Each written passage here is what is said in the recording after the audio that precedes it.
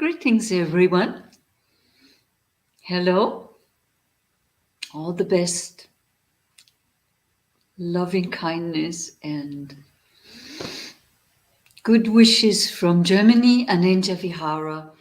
This is Ayya Phalanyani speaking again. And I think before I start to tell you the topic of today, which probably you already know because I managed to publish in time, I will say a few words about where we are. This is Ananja Vihara's meditation hall.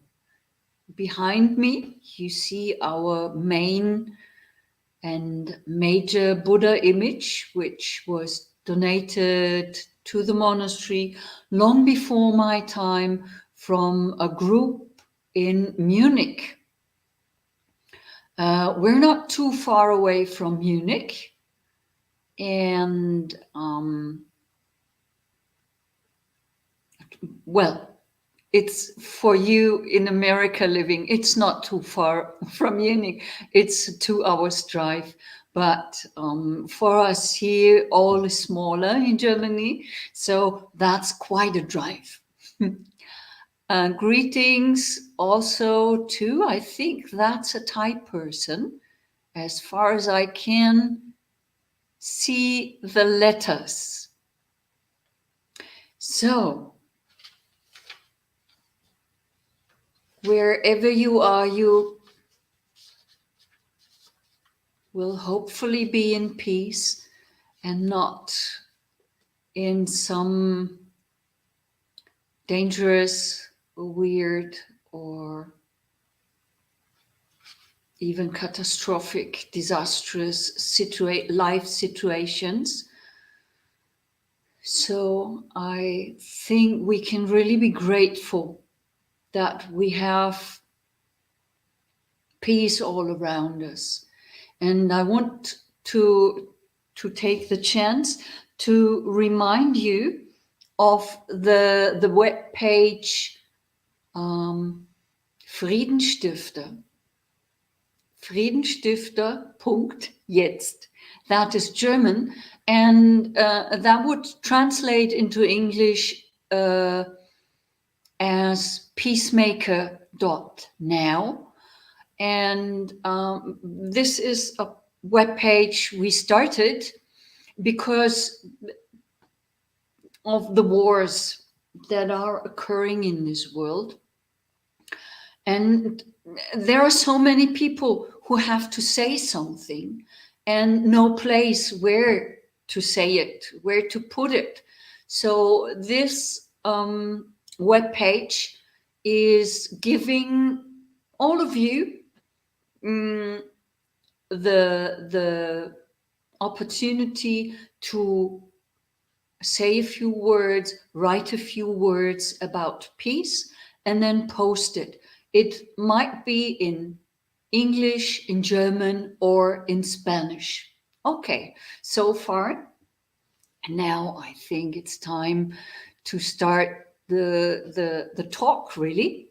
So today's topic, I'm happy to say that was such a great suggestion from last week from somebody who was listening last week. That was Celestino. I don't know whether she's already there, but she suggested that we talk about this sutta, Anguttara Nikaya 6, number 29. So in the book of the sixes, it's the number 29, and it's to Udayi. And it's about recollections. And this is this is a quite funny sutta, I have to say. So this is very uncommon. It's an unusual sutta. This is not a sutta where the Buddha teaches something, but he asks somebody a question and he gets answers. And I will read those answers and then we talk about it. The recollections we are talking about in Pali, the name is Anusati, or Anusati Tani. And well, I start reading first. So, the Blessed One addressed the Venerable Udayi. Udayi, how many subjects of recollection are there? When this was said, Venerable Udayi was silent. A second and a third time, the Blessed One addressed the Venerable Udayi.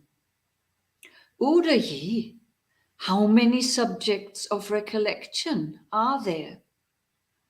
And a third time, a second and a third time, the Venerable Udayi was silent. Then the Venerable Ananda said to the Venerable Udayi, the teacher is addressing you, friend Udayi.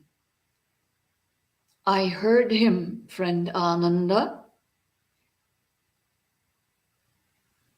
Here, Bhante, a bhikkhu, recollects his manifold past abodes. That is, one birth, two births, and he starts to talk about, this is going too far, I think, when I read it all out, but he is basically talking about the abhinyas, that when you remember, when you recollect your past lives, your past abodes, when you can recollect these abodes with their aspects and details, and says this Bhante is a subject of recollection.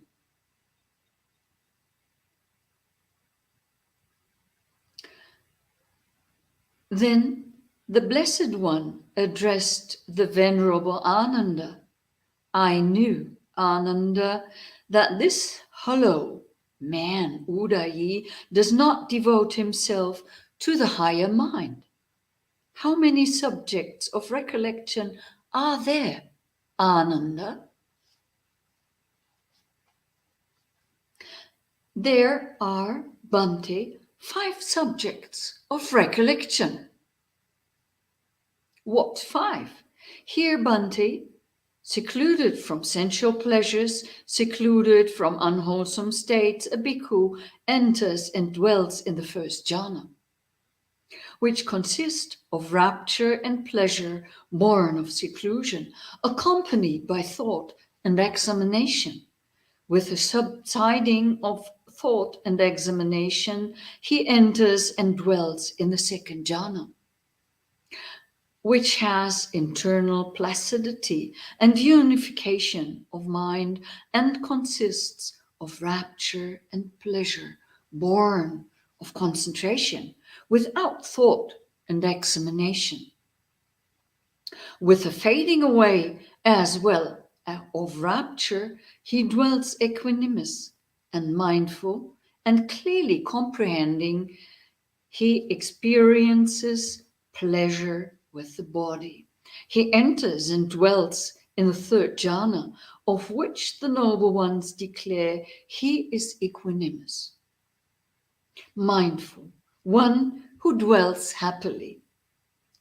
This subject of recollection, developed and cultivated in this way, leads to a happy dwelling in this very life. Again, Bhante, a bhikkhu attends to the perception of light. He focuses on the perception of day thus, as by day, so at night, as at night, so by day.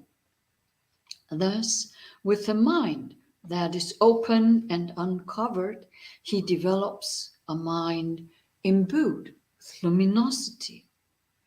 This subject of recollection, developed and cultivated in this way, leads to obtaining knowledge and vision. Again, Bhante, a bhikkhu reviews this very body upward from the soles of the feet, downward from the tips of the hairs enclosed in skin, as full of many kinds of impurities. There are in this body hairs, nails, teeth, skin, flesh, sinews, bones, bone marrow, kidneys, heart, liver, pleura, spleen, lungs, intestines, mesentery, stomach, excrement, bile, phlegm, pus, blood, sweat, fat, tears, grease, salvia, snot, fluid of the joints, urine. This subject of recollection, developed and cultivated in this way, leads to abandoning of sensual lust. Again, Bhante, suppose a bhikkhu were to see a corpse thrown aside in charnel ground, 1, 2, or 3 days dead, bloated, livid, and festering. He compares his own body with it thus. This body, too, is of the same nature. It will be like that. It is not beyond that. Or suppose he were to see a corpse thrown aside in a charnel ground, being devoured by cows, hawks, vultures, dogs, jackals, or various kinds of living beings. He compares his own body with it thus. This body too is of the same nature. It will be like that. It is not beyond that. Or suppose he were to see a corpse thrown aside in a charnel ground, a skeleton with flesh and blood held together with sinews, a fleshless skeleton smeared with blood held together with sinews, a skeleton without flesh and blood held together with sinews, disconnected bones scattered in all directions. Here a hand bone, there a foot bone, here a shin bone, here a thigh bone, here a hip bone, there a backbone, and there the skull. He compares his own body with it thus. This body too is of the same nature. It will be like that. It is not beyond that.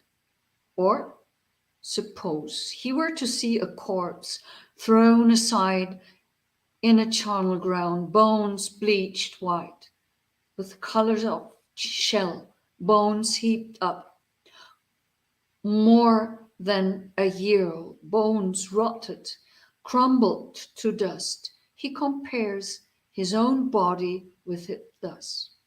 This body too is of the same nature. It will be like that. It is not beyond that. This subject of recollection, developed and cultivated in this way, leads to the uprooting of the conceit, I am. Again, Bhante, with the abandoning of pleasure and pain, and with the previous passing away of joy and dejection, a bhikkhu enters and dwells in the 4th jhana, neither painful nor pleasant, which has purification of mindfulness by equanimity. This subject of recollection, developed and cultivated in this way, leads to the penetration of numerous elements. These, Bhante, are the 5 subjects of recollection. Good, good, Ananda. Therefore, Ananda, remember the 6th subject of recollection too. Here, ever mindful, a bhikkhu goes forward. Ever mindful, he returns. Ever mindful, he stands. Ever mindful, he sits. Ever mindful, he lies down to sleep. Ever mindful, he undertakes work. This subject of recollection, developed and cultivated in this way, leads to mindfulness and clear comprehension. So, this is the sutta recommended by Celestino last week. So I'm glad to talk about this sutta and the topic of the recollections. The reason why I am smiling when I'm saying this sutta is interesting and in a way very unique is that the Buddha asks somebody who he knows does not know about the recollections. And indeed, there are several kinds of recollections that we could talk about. But what has become known as the recollections, or as a Pali word, the Anusatithanani, that are in fact 6 recollections, or maybe then 10 recollections. So, and first Udayi comes with something that is really off topic, although there is the word recollect, to remember, is in it. So somebody has developed the divine eye and sees, recollects, remembers some past lives and remembers where it came from and so forth. But that is definitely not what the Buddha has meant. And I can just feel so I can feel with the Venerable Udayi, and I can imagine how terrified and shy one would be sitting there being questioned by the Buddha himself, knowing I don't know what to answer. So he has all my compassion and sympathy, because yeah,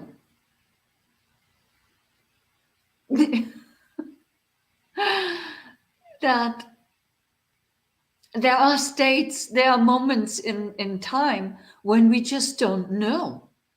What would have been good for the Venerable Udayi to do is to say, Bhante, the trust and the knowledge is of the teacher. Please explain it. Then nothing would have happened. But then Buddha addresses Ananda and says, well, this Udayi has not a higher mind, so is not one of a higher mind, so he is not even a stream enterer yet. He does not go there. He does not develop a higher mind. And he does not understand the Dhamma yet. So he addresses Ananda and asks Ananda. And then Ananda also answers in a way that has more to do with the recollections than what the Venerable Udayi said, but is not the correct answer. There are 6. There have been 6 at that time, most probably. And this is most probably the only sutta where the jhanas, the absorptions, are declared to be recollections. Then Ananda kind of curbs in and gets to some recollections between the 3rd and the 4th jhana. So between those two, so he starts with the 1st, the 2nd, and the 3rd jhana. Then he has a break and introduces something that are really recollections, namely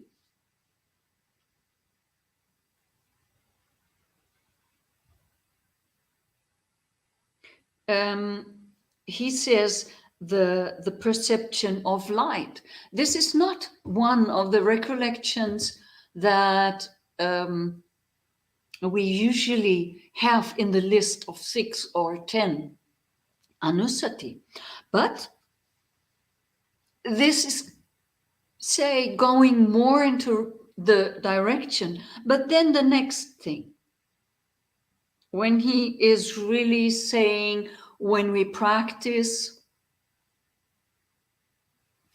and observe or look at our body from the head to the toes and from the toes upward to the head, and see what we have there. And then the charnel ground recollections that we, as it is explained in this sutta, compare our body with a corpse in various kinds, various ways of decay. And that really is a recollection. That would be the recollection of Kayagatanusati. The list of 6 recollections,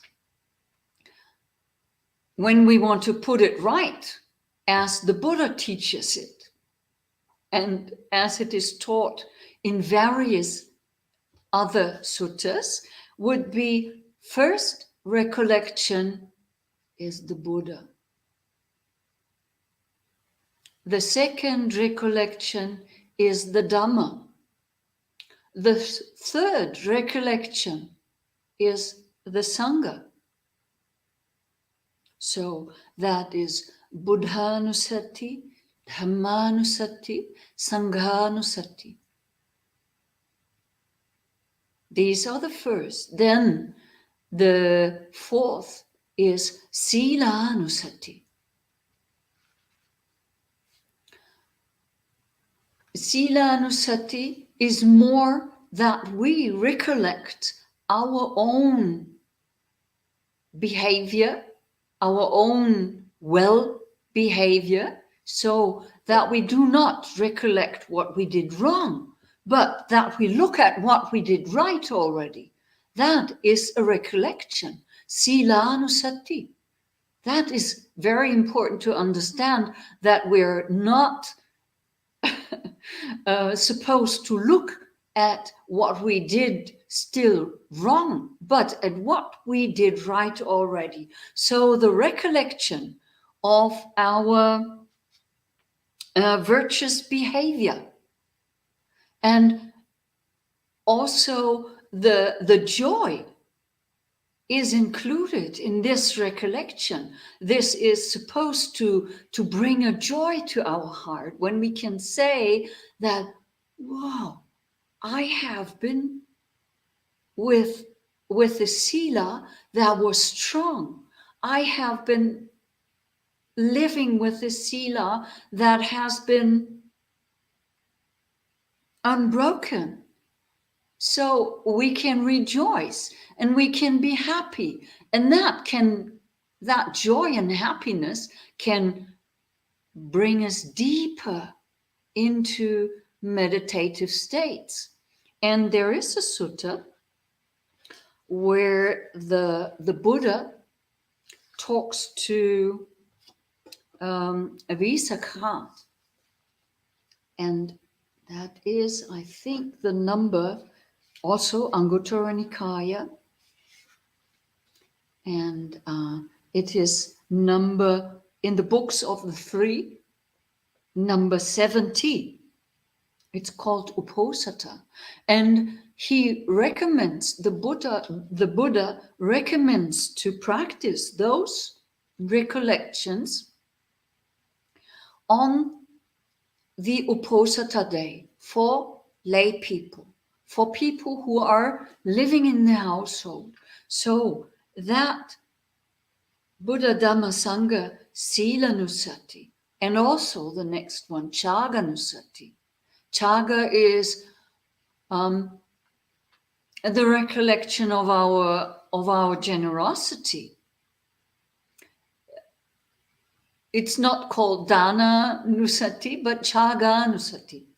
So Dana is more the giving, and Chaga is more our generosity.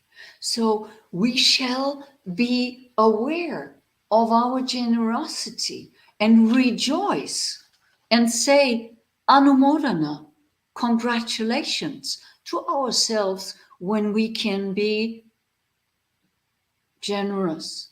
And that is the recollection of Chaganusati. So the next one then is what Ananda has been talking about in this sutta that I just read in the book of the sixes, number 29, the Udayi Sutta. There he talks about kaya kayagata sati. And that is not only the recollection of the body, but the really being immersed,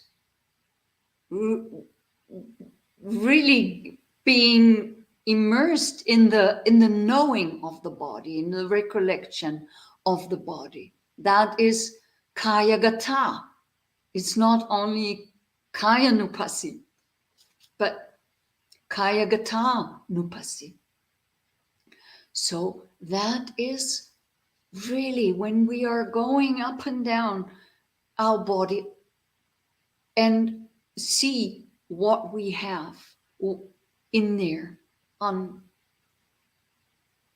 Asubha, and also the charnel ground recollections that are mentioned in Majjhima Nikaya number 10 in the Satipatthana Sutta. So then the last one, when we have the list of the 10 anusatis, would be Upasamanu Sati. And that is the recollection of Nibbana. And that, of course, is the highest form,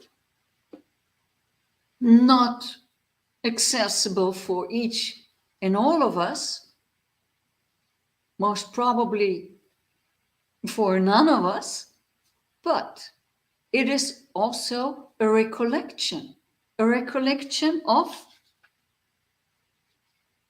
the peace of Nibbana. And the Buddha says, even when one, I forgive me, I don't remember the number of the sutta now, but he mentions that even if one has for a brief moment of time is immersed in one of the jhanas or in the highest state, like in Palasamapati, just for seconds, even then, that is very, very beneficial for this person. So we can, even when we not arahants yet, but we have some experience of maybe Palasamapati, of maybe we had a glimpse of it and we have seen something for a second. Even then, we can recollect that. And this could bring us joy. And this could, well, if we can. Otherwise, we still have 9 other recollections that can lead us to joy, and which we can use to cleanse ourselves. And now I want to shift a little bit from that sutta, Anguttara Nikaya, in the books of six is number 29, to the Visakha Sutta, because it's very beautiful how the Buddha puts it there. Visakha was a very learned person, and she's said to have been at least a stream enterer, but she lived a household life and she wanted a lot of children, and she had children, and so he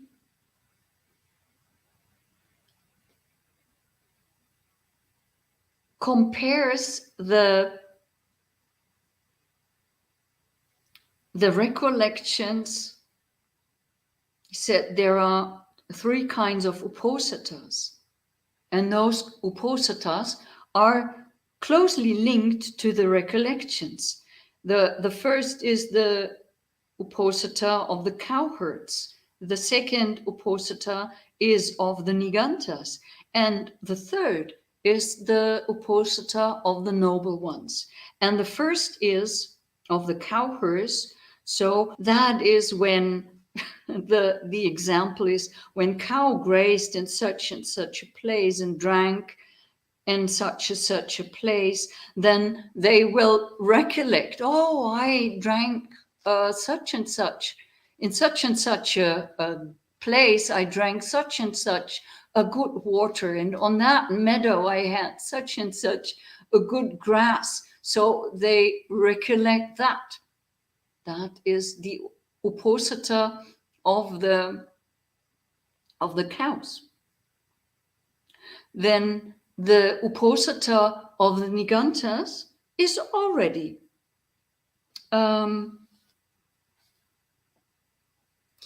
when one wants to live compassionate, when one recollects and giving up harmfulness and giving up weapons and so on the uposata day, and recollects peace and thinks of many, many people, but then forgets others. So it's incomplete, as the Buddha says. But the uposata observed by the noble ones and is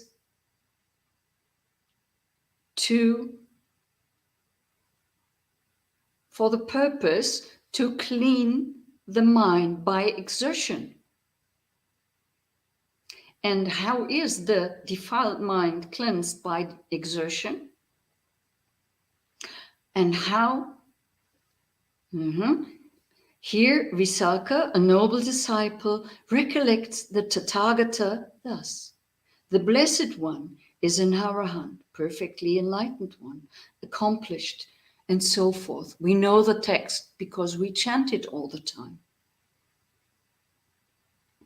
Then,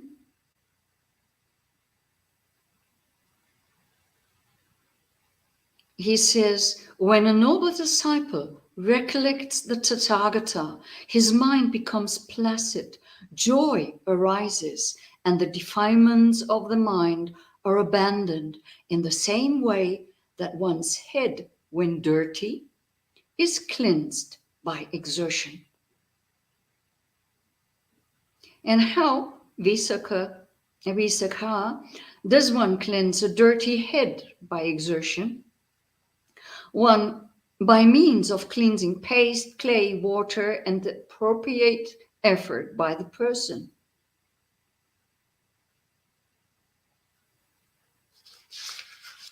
So then he has, now it comes to my mind, I recollect that I left out in the list. I went from,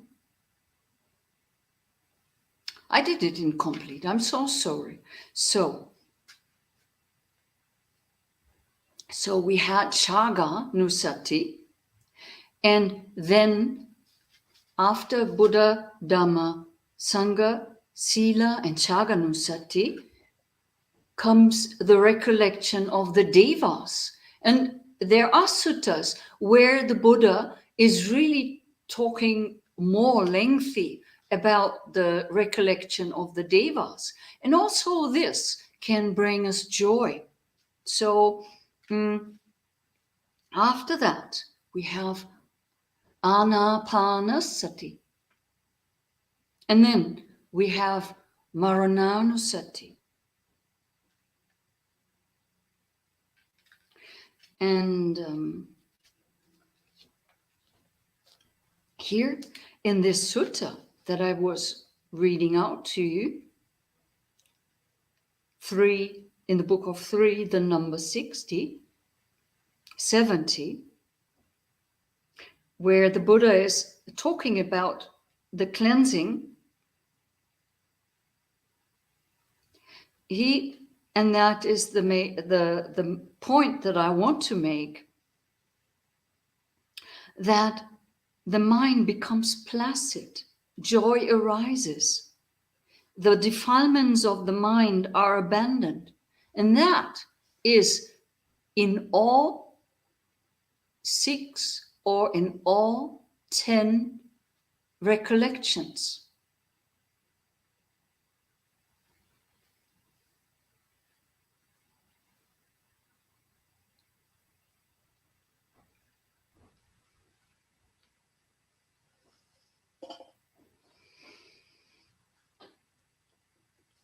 So I'm looking.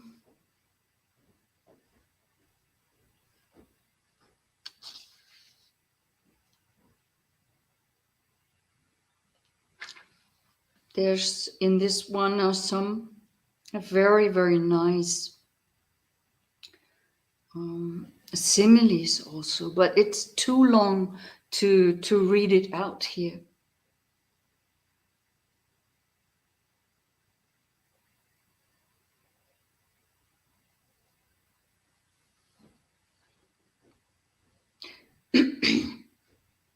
So after the recollection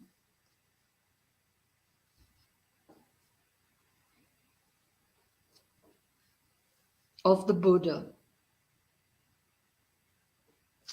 he goes on to the Dhamma. The Dhamma is well expounded by the Blessed One, directly visible, immediate, inviting one to come and see, applicable to be personally experienced by the wise. Also this we know. Then the Sangha.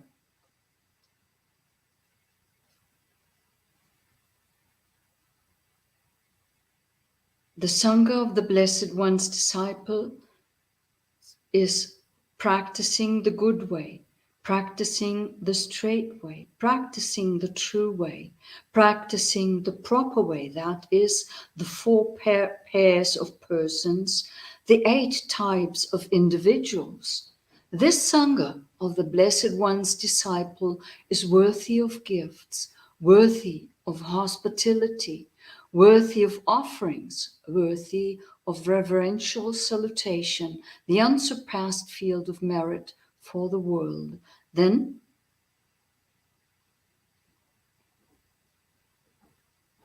the next one.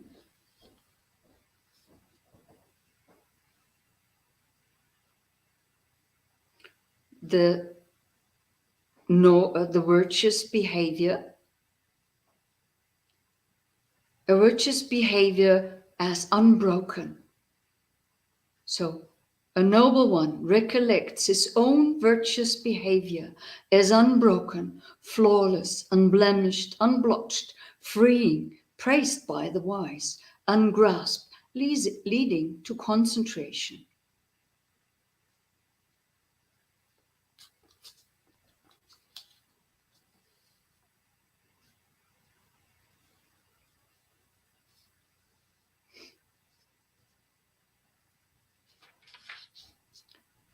Then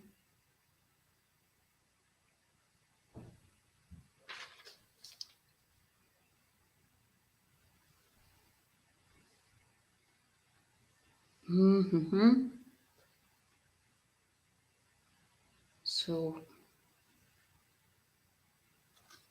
he compares the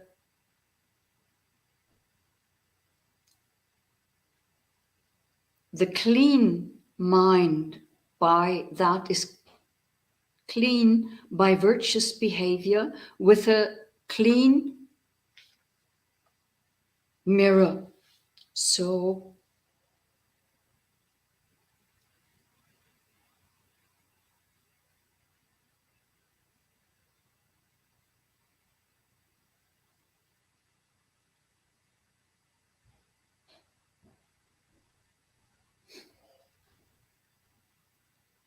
Celestino has come now. She was not here all the time. So we have shifted Celestino from that sutta to another one already. So maybe you can watch or listen the talk later from beginning onward.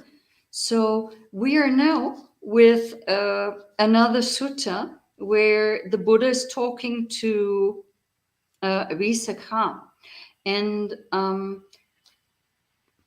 in this sutta that you mentioned, the recollections are not properly stated. You, in your comment here, you state them as they are. And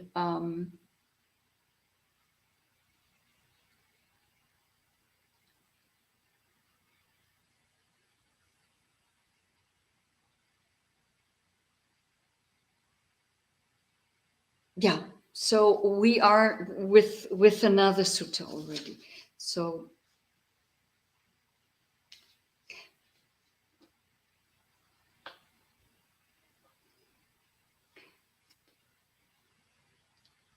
all these recollections are there. The first recollections up to the recollections of the devas are first to establish faith. The recollection of the Buddha, Dhamma, and Sangha is to establish faith in a person. Then, when faith is established in a person, and one really starts to develop this virtuous behavior and then recollects it and is sure, yes, I did this right. Yes, I can be happy about what I did right. That can lead us to joy and to proper meditation practice. That can lead us to understand, because we also understood then that the Sangha is a field of worthy of gifts. We can try to develop chaga, generosity. We can give dana. We can also recollect the devas, but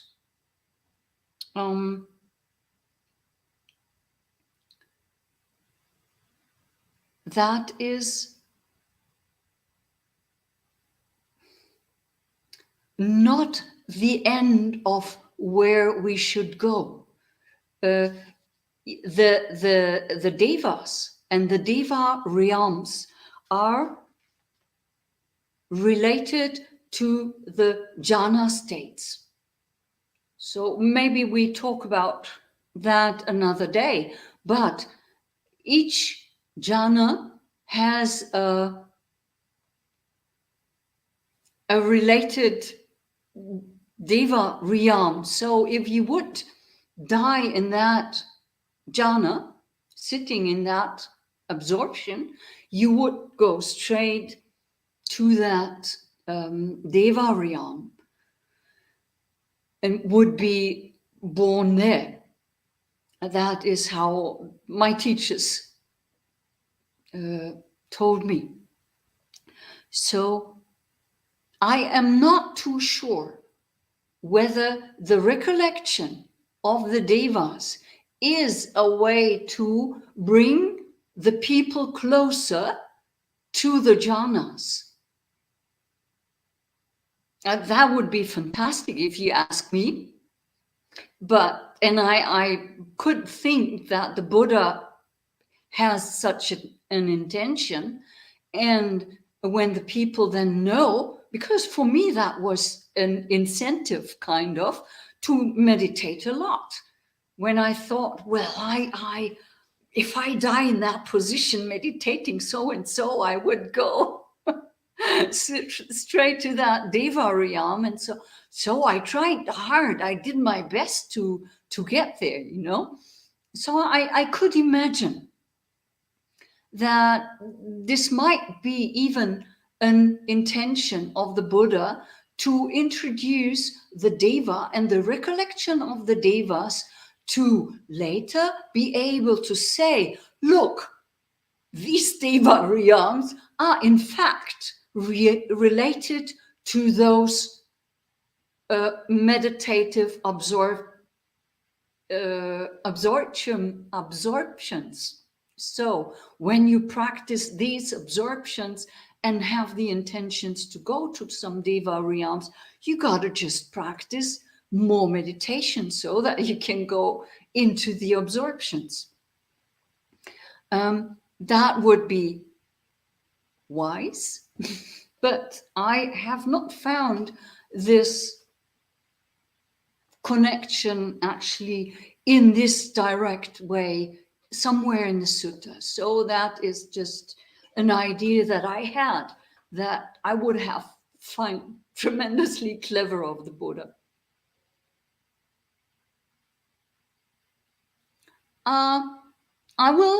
I'm not too sure where it is, and I don't have all the books with me, but there is a sutta in the Majjhima Nikaya where Anuruddha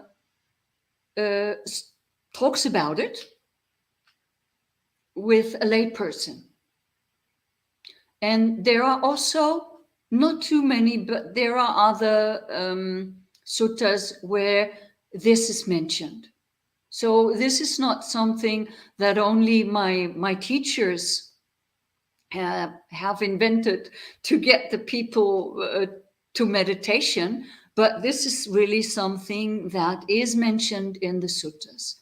I would say that is some topic for next week then.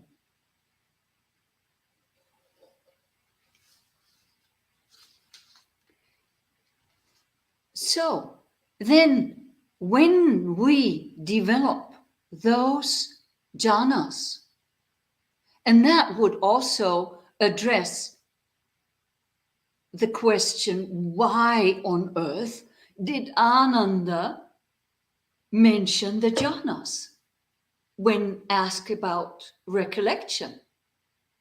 Because at first sight, that doesn't make sense at all. But if you see it like that, then that would make sense in a way.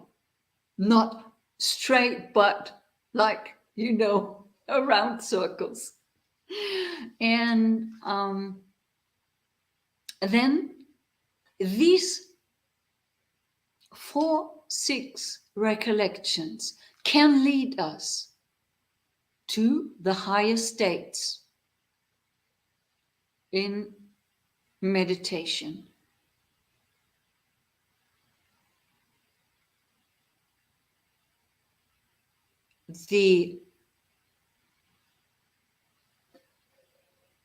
Those beyond, from anapanasati and those beyond marananusati, kayagatanusati and upasamanusati, those are from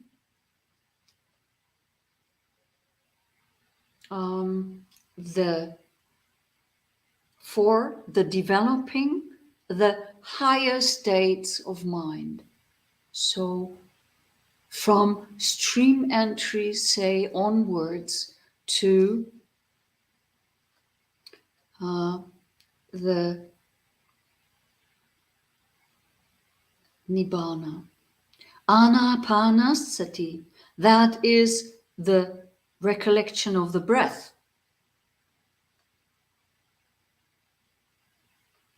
In breath and out breath. And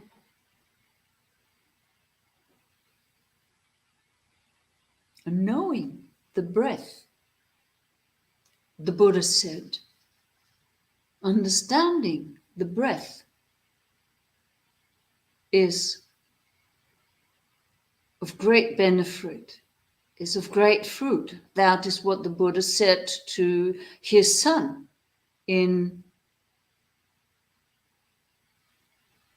Majjhima Nikaya number 62, I think, when he talks about the elements and other meditation practices. So the recollection of the breath, to my understanding, and also that is nowhere in the books, that is just my idea, but this is the most powerful teaching of anatta. The breath comes in and goes out. From the moment you're born, it's there, and it ends when you're dead, or you're dead when it ends.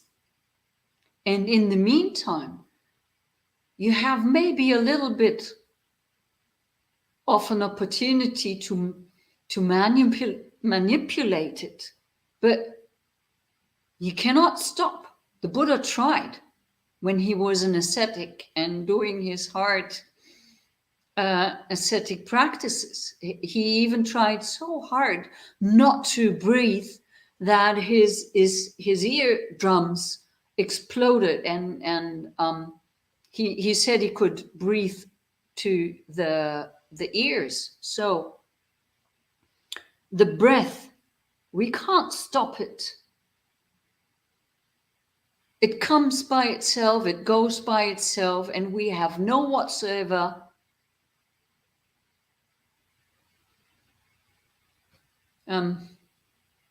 possibility to stop it. Just try not to breathe and die by that. It's not possible. Well, you don't even try. It's not possible. So it's such a great teaching of anatta.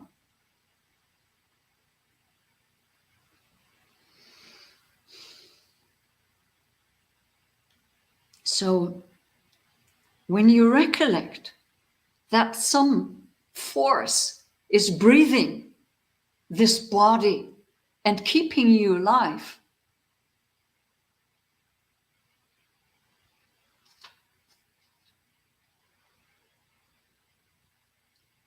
and then comes Marananusati.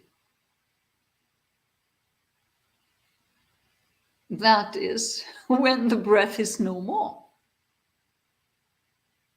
And how fragile that is. We might not be able to not to breathe and die by that, but yet this body is very, very fragile. It can die very easily. It can get sick very easily.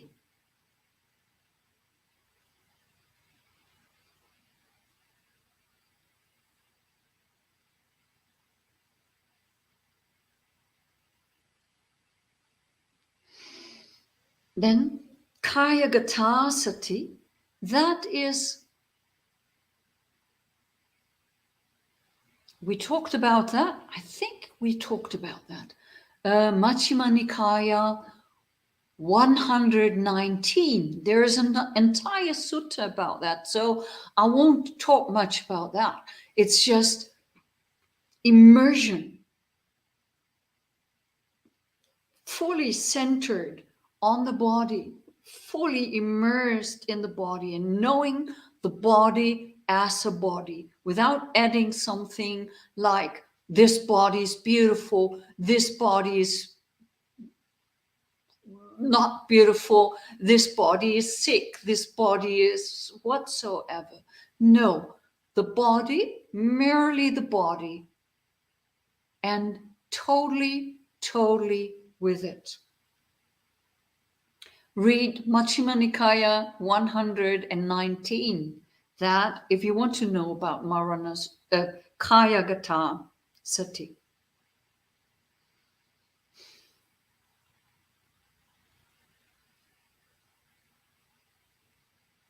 And Upasamanu Sati is the recollection of the peace of Nibbana. The recollection of the peace of Nibbana, as I have mentioned earlier, is not for everyone to recollect. Unfortunately, this is something most of us will never experience or never be able to recollect. But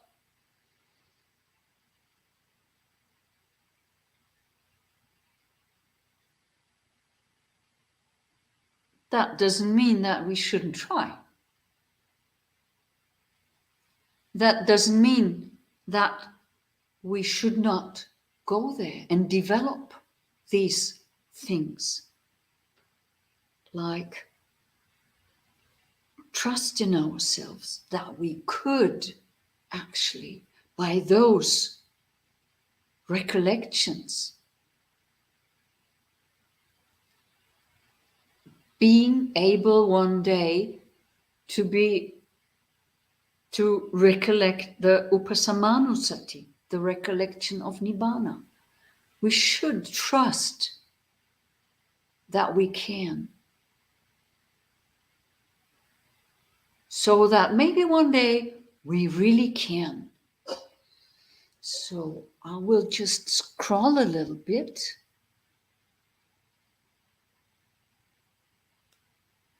Because I think there were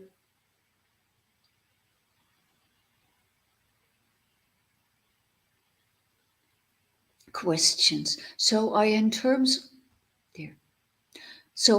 terms of the body parts meditation, if one does this long enough, one will destroy one's self-view completely. That is possible, right? Can be done by that. So again, I recommend just read the sutta again, or I think we spoke about it here in this group. might have been in a German talk that I have given. Not too sure about it. But yes, totally possible by recollection of Kaya Gatanusati to destroy one's view of self entirely. So, are there any more questions?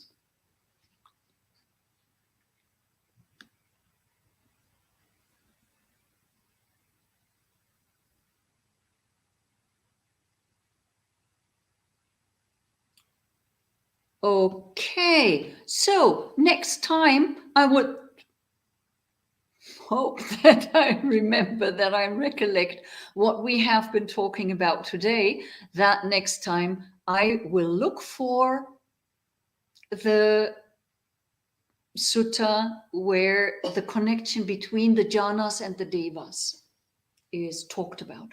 There's another question. Can somebody enter jhanas? Sure, yes. Even if you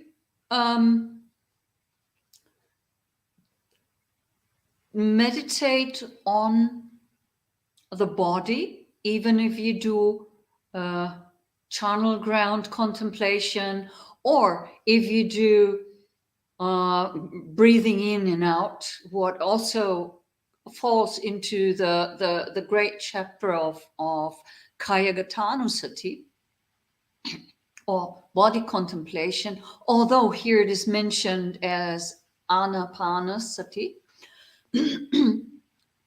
But it is still a physical, a bodily exercise that happens to us, that is going on in our body. And by observing that, or by focusing on that, you can definitely enter jhanas. Okay. Nice talking to you. See you again next week. All the best. Be at peace. Bye.